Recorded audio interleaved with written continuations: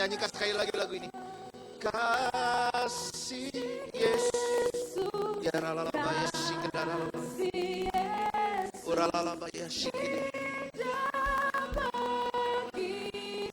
Serukan kasih-Mu Tuhan, kasih-Mu.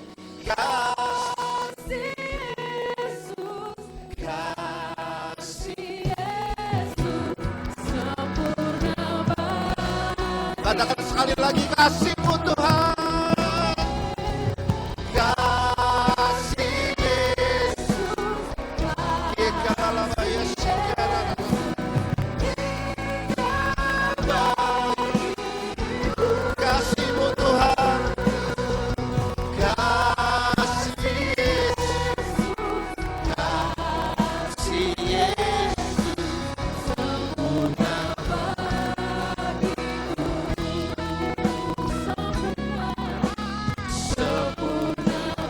Kasih-Mu sempurna Bapa. Katakan sempurna. Sempurna bagimu. Kasih kemuliaan buat Tuhan kita. Tuhan yang dahsyat, Raja di atas segala raja, Tuhan di atas segala Tuhan. Namanya Yesus. Dia berkuasa dulu, sekarang, bahkan sampai selama-lamanya. Kiralabaya shikaralabaya shikidiaralabaya. Thank you Jesus. Terima kasih untuk kasih setia-Mu yang gak pernah berkesudahan dalam hidup kami Tuhan. Terima kasih Tuhan. Mungkin kami sering meninggalkan-Mu, kami sering lupakan Kau, tapi kasih-Mu, setia-Mu tetap ada untuk setiap kami Tuhan. Terima kasih Tuhan. Terima kasih kami gak bisa balas Tuhan. Tapi kami mau belajar untuk tetap mengasihi-Mu Tuhan dalam keadaan apapun dalam hidup kami Tuhan. Terima kasih Bapa di surga. Buka hati pikiran kami, urapi hamba-Mu. Gak ada apa-apanya ini Tuhan. Untuk membicarakan firman-Mu yang dahsyat, firman-Mu yang hidup ya Tuhan. Supaya firman-Mu seperti benih yang hidup tertabur Tuhan. Berakar, bertumbuh, berbuah-buah 30, 60, 100 kali lipat, dan buahnya tinggal tetap Tuhan. Terima kasih Bapa di surga. Urapi kami semua di dalam nama Tuhan Yesus. Kami berdoa dan mengucap syukur. Semua yang percaya katakan amin. Kasih tos kiri kanan. 2-3 orang bilang annyeonghaseyo. Thank you worship team. Silakan duduk Bapak Ibu Saudara. Shalom sekali lagi. Senang sekali bisa berada bersama dengan Bapak Ibu Saudara pada pagi hari ini. Ini masih pagi ya, 10.30 ya. Terima kasih Pastor Rinto dan semua jajaran pastoral tim yang ada. Sungguh kehormatan untuk saya boleh berbagi hari ini. Ya, tadi pagi di ibadah yang pertama, saya berbagi tentang seorang yang luar biasa, namanya Raja Daud. Kita belajar untuk memiliki hati yang sehat, hati yang mau ditegur, hati yang mau mendengarkan. Dan ibadah yang kedua ini, saya tiba-tiba tadi duduk dan lalu lari ke belakang karena saya mengganti khotbah saya untuk ibadah yang kedua. Karena ibadah yang kedua saya ingin beri judul yaitu Bangkit dari Kegagalan. Bangkit dari Kegagalan. Tapi sebelumnya, karena ini pertama kali saya ada di sini, kata orang katanya kalau nggak kenal maka nggak sayang. Saya mau disayang boleh ya Bapak Ibu Saudara ya hari ini ya.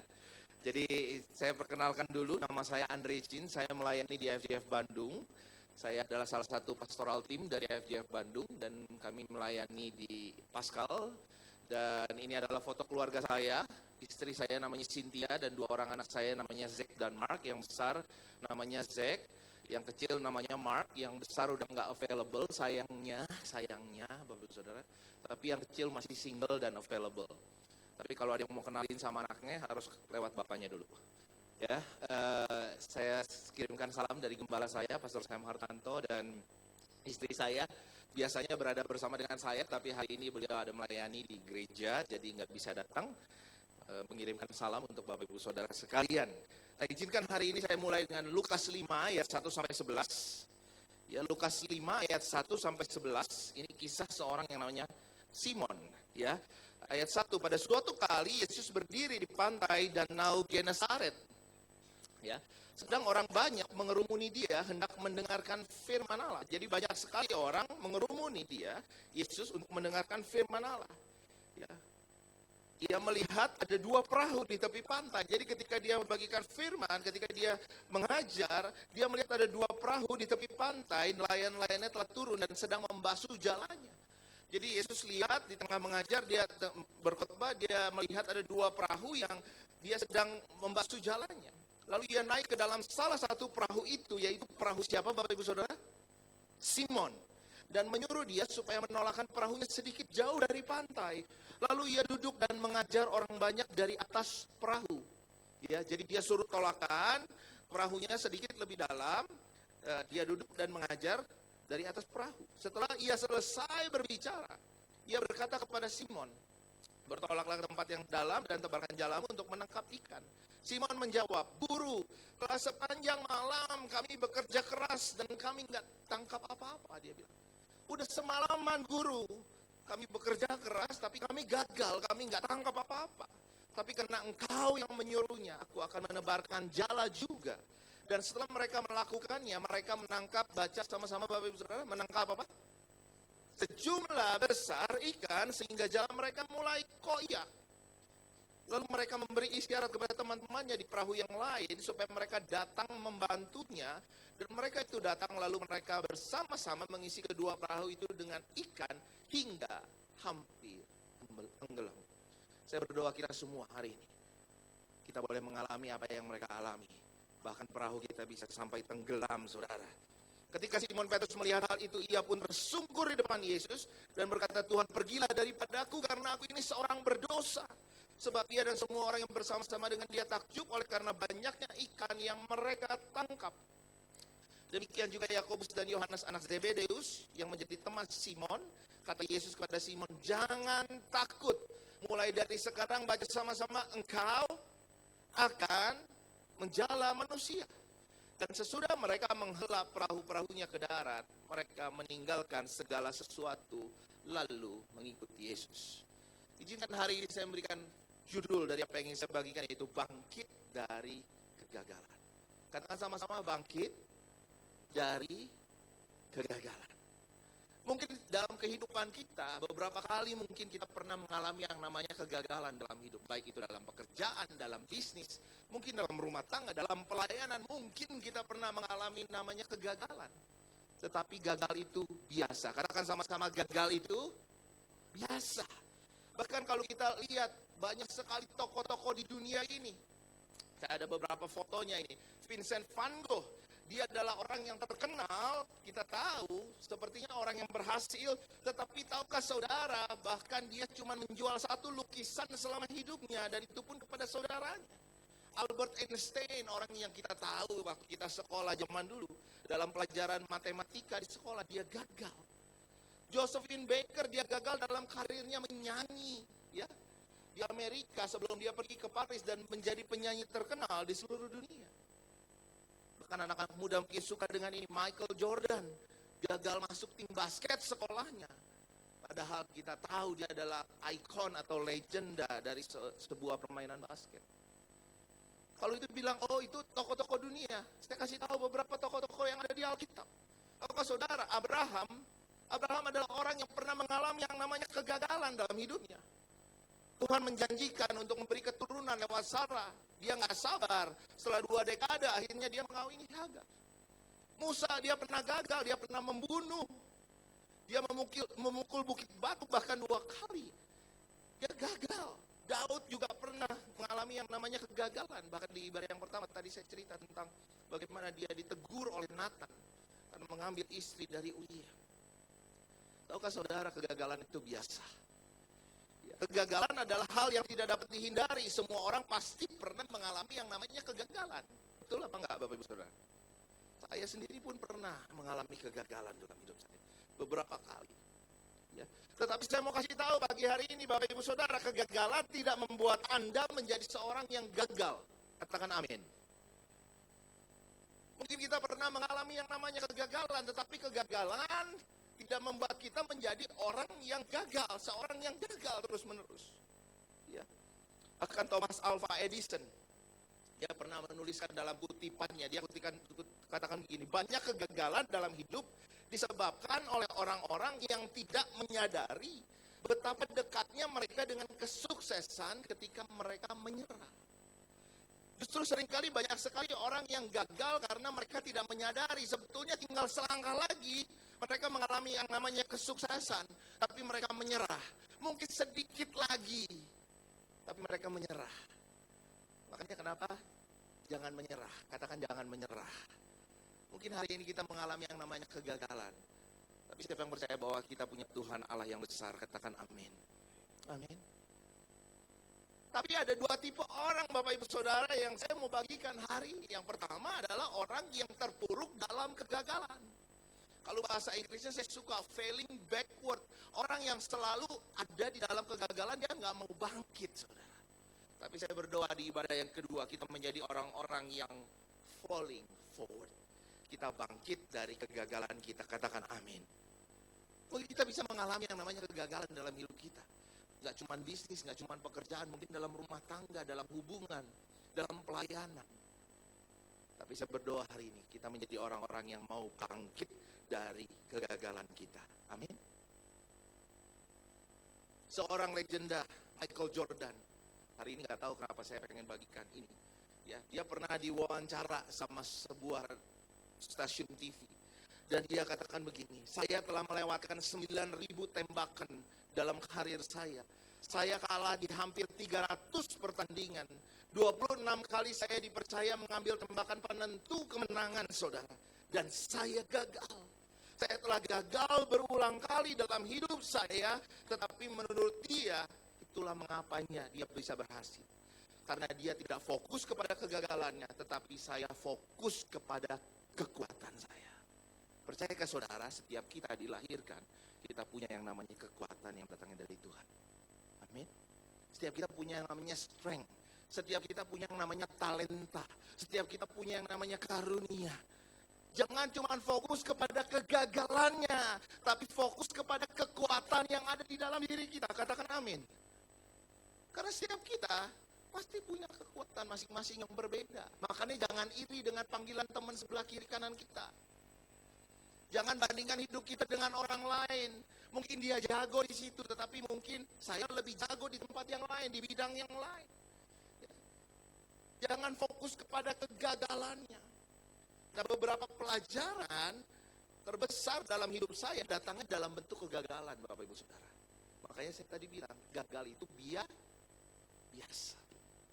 Ya. Dan kita akan pelajari dari kisahnya Simon. Ada 3 hal yang kita bisa pelajari dari kegagalannya Simon. Simon ini orang yang gagal, dia udah menangkap ikan semalaman, tapi dia nggak bisa tangkap apa-apa. Sehingga waktu itu Yesus bilang gini, pergi tebarkan jalamu di tempat yang lebih dalam. Ketika dia taat sama Yesus, ketika dia tebarkan jala di tempat yang lebih dalam, dia menangkap ikan, bahkan ikannya itu banyak yang minta ampun, bahkan sampai perahunya hampir tenggelam, saudara. Simon ini adalah lambang, adalah seorang yang pernah gagal. Dia mengalami kegagalan, tetapi dia mau bangkit dari kegagalannya, saudara. 3 hal yang kita bisa pelajari dari kisahnya Simon. Yang pertama, saudara, siap? Yang pertama, panggilan Anda jauh lebih besar daripada kegagalan Anda.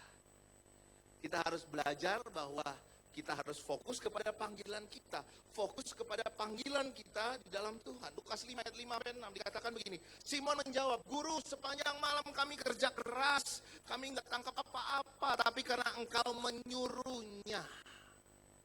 Bahasa aslinya dikatakan karena Engkau manggil aku. aku akan menebarkan jala itu juga.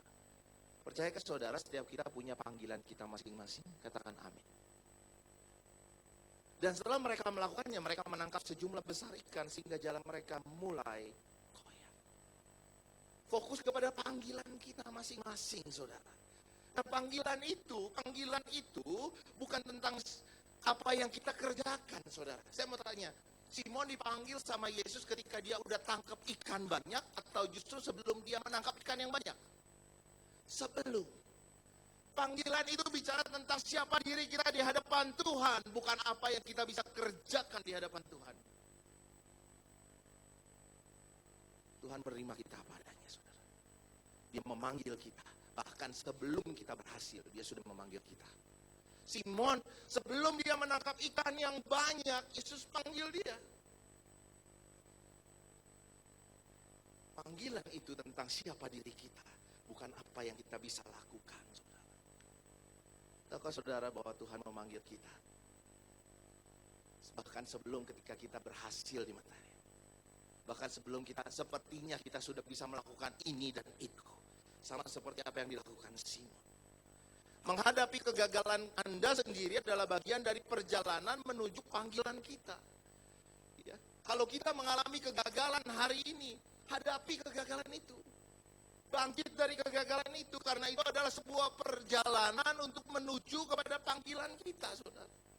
Makanya Efesus 4 ayat 1 dikatakan begini firman Tuhan, oleh karena itu aku seorang tawanan pelayan Tuhan, aku minta agar kamu menjalani kehidupan yang sesuai dengan panggilanmu, Paulus, karena kamu telah dipanggil oleh Allah. Siapa yang percaya di sini bahwa setiap kita punya panggilan di hadapan Tuhan? Amin. Panggilan itu bukan pekerjaan, saudara. Panggilan itu bukan cuman apa yang kau kerjakan.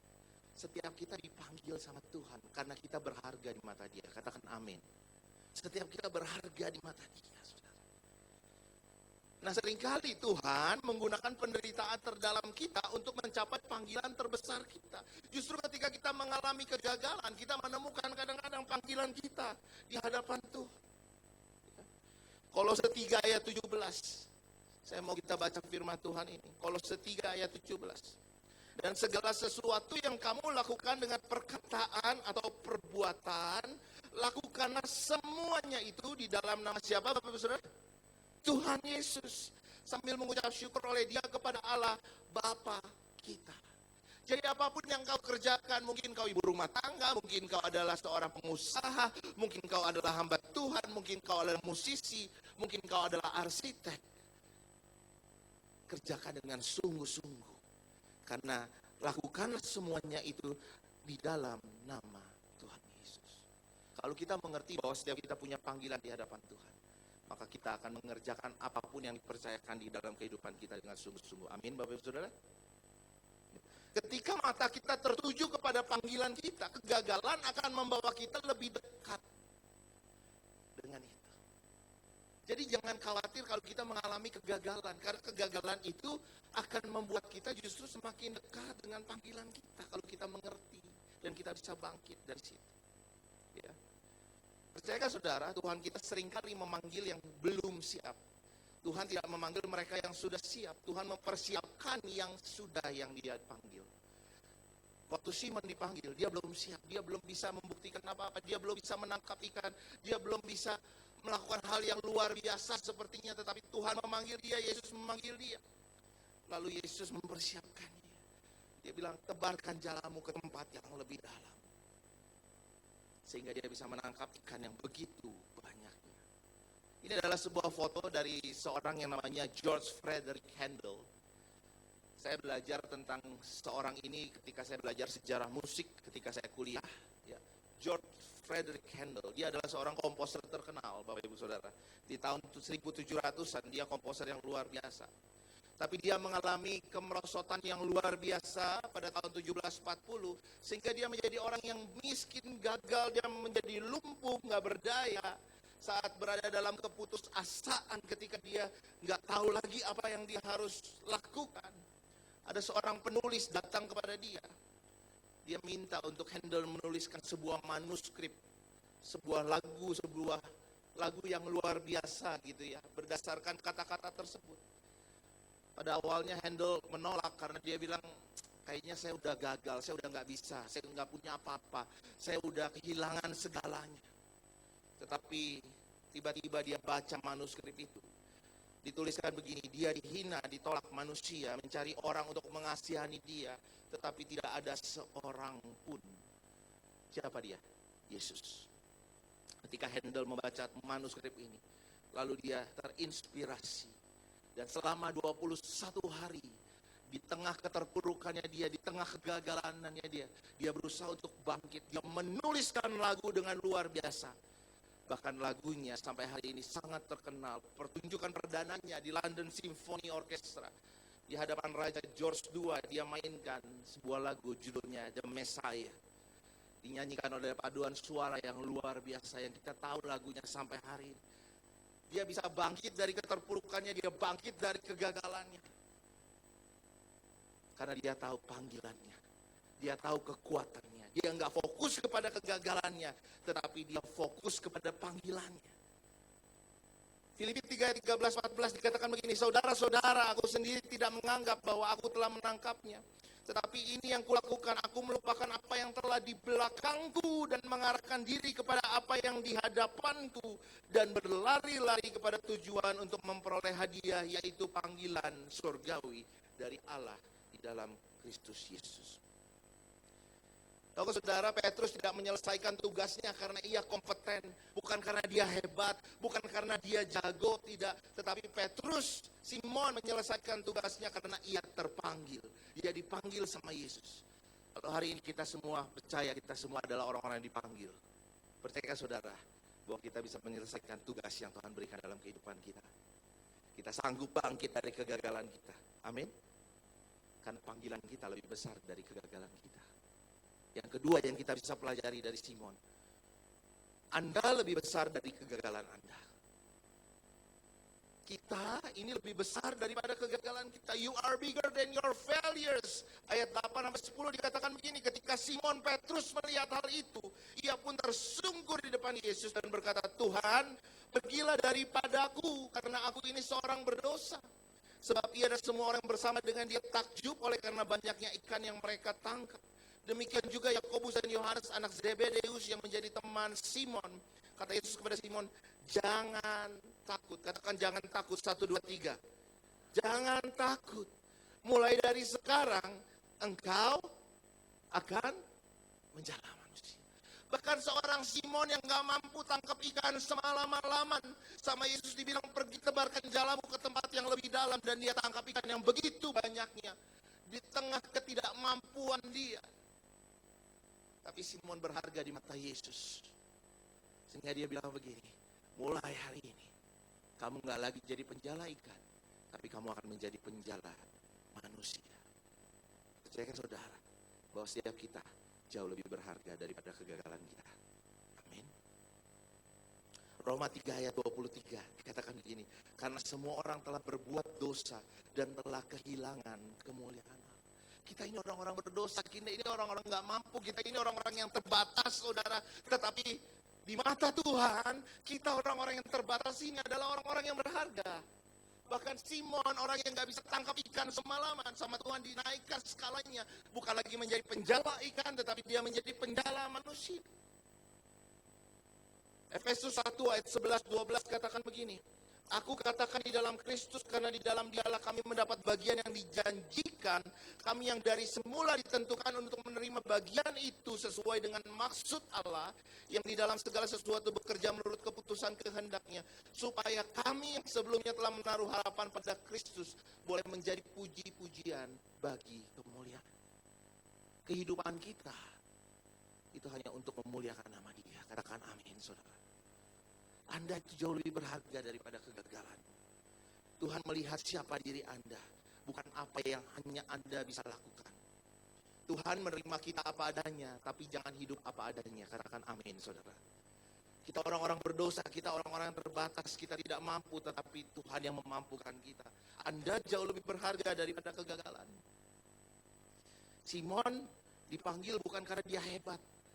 Di tengah kegagalannya dia, Tuhan angkat Simon menjadi penjala manusia. Saya suka ada sebuah tulisan dari Holly Gerd, sebuah jurnalis dari Wall Street. Dia katakan begini, keadaan Anda mungkin berubah, namun jati diri Anda yang sesungguhnya tetaplah sama selamanya. Identitas Anda aman selamanya di dalam Kristus. Anda percaya? Identitas kita sama di mata Yesus. Mau kita bisa melakukan ini atau kita tidak bisa melakukan itu, ketika kita di atas ketidakberdayaan kita tetap sama berharganya di mata Tuhan kita. Anda jauh lebih berharga daripada kegagalan. Amin. Yang ketiga yang kita bisa pelajari dari Simon, Tuhan kita lebih besar daripada kegagalan kita. Katakan amin, saudara. Percayakah saudara, Tuhan kita lebih besar daripada kegagalan kita? God is bigger than your failures.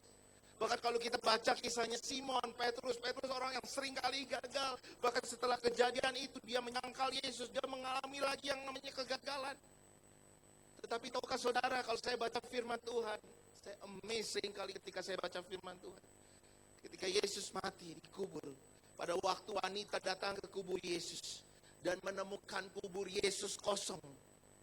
Lalu ada seorang yang memakai jubah putih bicara kepada wanita ini. Di Markus 16 ayat 7 dikatakan begini, tetapi sekarang pergilah, katakanlah kepada murid-muridnya. Dan kepada siapa Bapak Ibu Saudara? Baca ayatnya ada. Dan kepada siapa? Kenapa? Ketika baca firman ini, kenapa Tuhan harus bilang begini? Katakan kepada murid-muridnya dan spesifik kepada Petrus yang mendahului kamu ke Galilea. Di sana kamu akan melihat dia seperti yang sudah dikatakannya kepada kamu. Kenapa saya baca firman ini? Saya bertanya-tanya, kenapa Tuhan suruh katakan kepada murid-muridnya. Murid-muridnya ada 12, saudara. Yudas gagal. Tetapi kenapa Petrus spesifik disebut di sini? Padahal dia adalah orang yang gagal nangkap ikan aja nggak bisa, saudara. Dia nyangkal Yesus. Kenapa dia orang yang gagal, tapi kenapa Yesus kasih perhatian yang luar biasa kepada Petrus? Percayakah saudara? Karena Tuhan mau bilang begini, I'm not done with you. Saya belum selesai dengan kamu. Dia mau bilang, walaupun Simon gagal, Petrus gagal berkali-kali, tapi Tuhan kita jauh lebih besar daripada kegagalan kita. Katakan amin. Dia belum selesai dalam hidup saya dan saudara. Katakan amin. Mungkin kau mengalami kegagalan hari ini, tapi Tuhan kita belum selesai dalam kehidupan kita. Ada seorang yang namanya Steve Wynn. Steve Wynn ini adalah seorang miliarder yang kayanya luar biasa, saudara. Dia punya hotel di Las Vegas, di Nevada, ya. Dia adalah seorang pecinta seni yang luar biasa. Tahun 2001 dia membeli sebuah lukisan. Nama lukisannya Le Rêve. Le Rêve ini artinya the dream atau mimpi.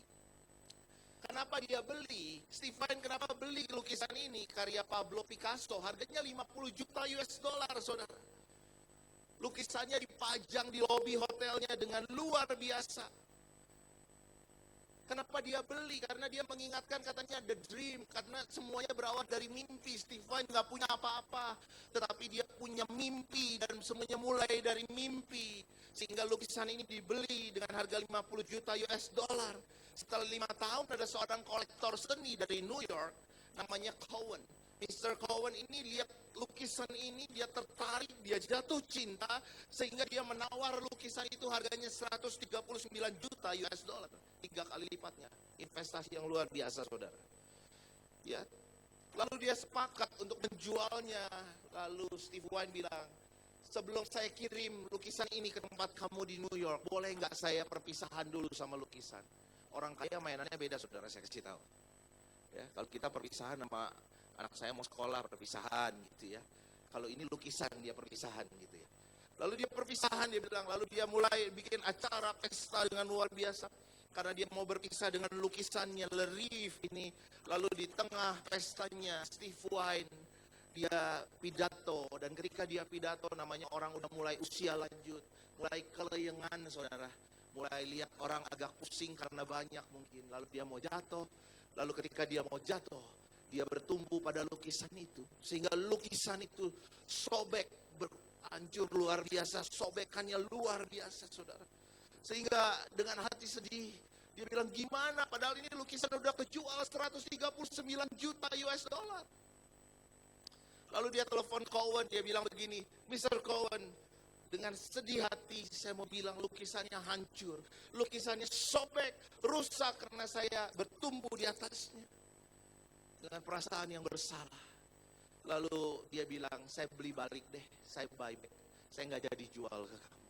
Lalu Steve Wynn datangkan semua orang yang hebat dari Eropa untuk memperbaiki lukisan ini. Karena ini lukisan yang berharga, lukisan yang mahal. Setelah sekian ribu dolar dihabiskan, berhari-hari, berminggu-minggu, lukisan itu kembali menjadi lukisan yang luar biasa, saudara. Lukisan yang utuh, lukisan yang sepertinya seperti semula, tidak ada cacatnya, mahal, berharga. Lalu ketika dia bicara di depan semua wartawan, dia bilang, Anda semua melihat lukisan ini seperti semula, semuanya kembali utuh. Tapi kalau Anda lihat di belakangnya, lalu dia balikan lukisannya. Di belakangnya banyak sekali jahitan demi jahitan, tempelan demi tempelan. Saya mau kasih tahu saudara, demikian kehidupan kita. Ketika kita gagal, mungkin banyak sekali sobekan-sobekan dalam kehidupan kita.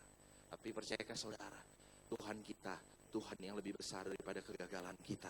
Dia sanggup menjahit sedikit demi sedikit. Dia tempel lagi sedikit demi sedikit. Karena dia belum menyerah dalam kehidupan saya dan saudara. Kalau saudara datang ke tempat ini hari ini, saudara mengalami yang namanya kegagalan. Jangan pernah menyerah.